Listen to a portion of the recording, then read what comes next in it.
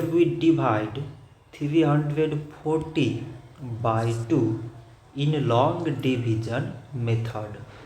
So 2 times 1 means 2.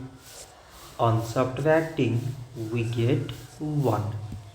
So now this 1 is less than 2. So we put down the number beside this 4.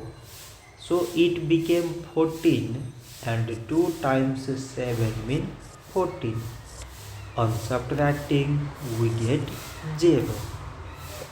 So now we put down the number beside this 0 and we remove this 0. So 2 times 0 means 0. On subtracting we get 0. So 340 divided by 2 is 170.